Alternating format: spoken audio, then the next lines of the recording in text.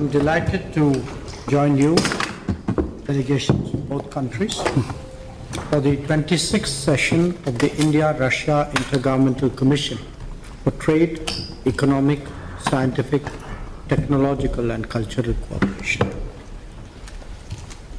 We are meeting here after about 10 months since the last session in November 2024 in New Delhi. And I think this is perhaps the shortest intervals between two sessions that we've ever had. Over the last 4 years, Excellency, our bilateral trade in goods has increased, as you have noted, from fivefold, from $13 billion in 2021 to $68 billion in 24-25, and it continues to grow.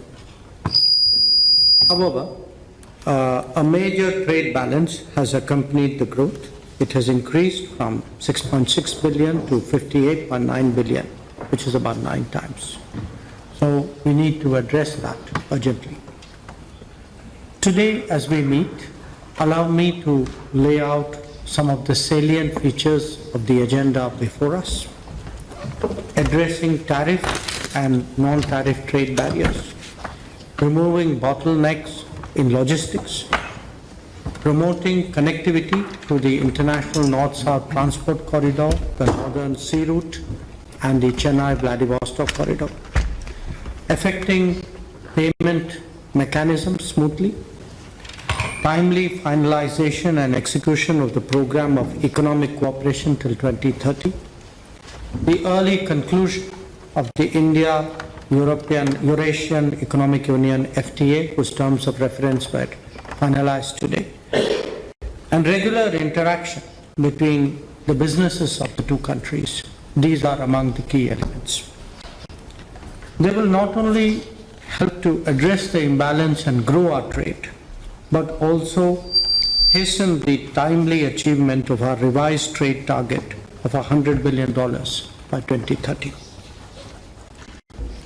Colleagues, we are all acutely aware that we are meeting in the backdrop of a complex geopolitical situation.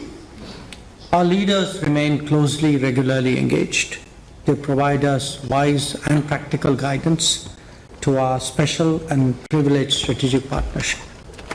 We have had 2 in-person meetings last year and are personally committed to further advancing our strategic partnership.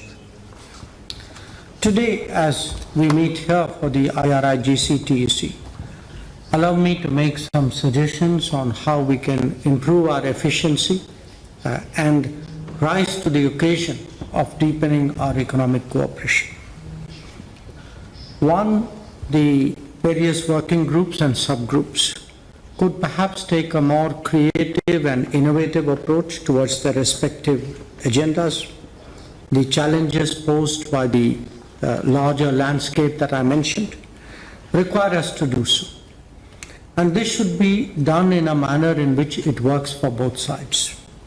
So when we speak today, as you did, Excellency, of the smoothness of settlements, of better logistics, of diversifying our trade basket, of creating more joint ventures, of moving on skilling and mobility, these are some of the areas, some examples of what we need to focus on more effectively.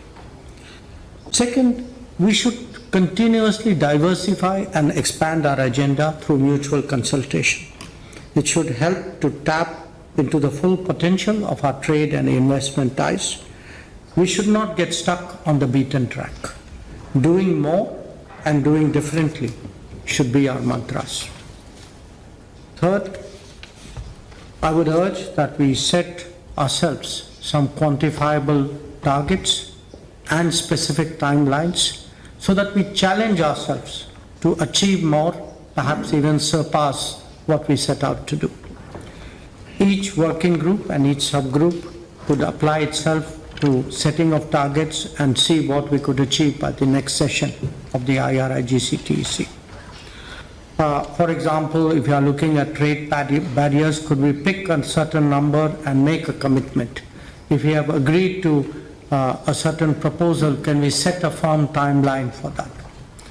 So I believe that each working group and subgroup should include at least one possible target and pursue it with full tenacity.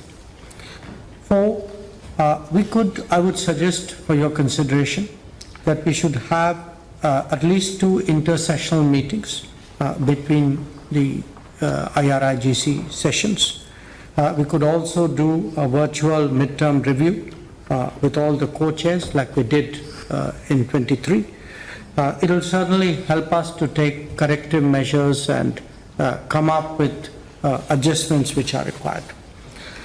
To make that happen, I think it would also be useful if we each one designate a clearinghouse for the IRIGC TEC on both sides, who will remain in touch.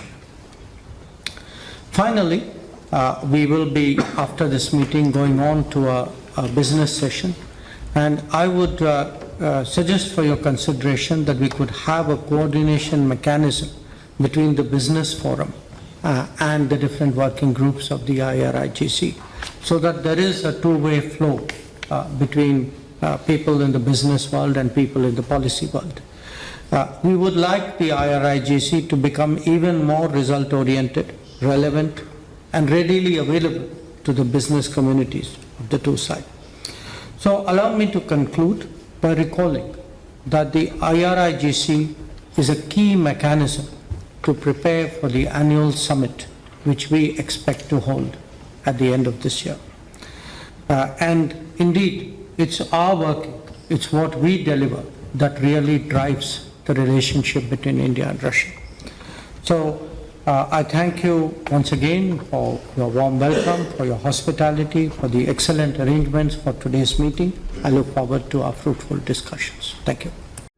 प्रभात खबर.com, विश्वास वही, रफ्तार नहीं।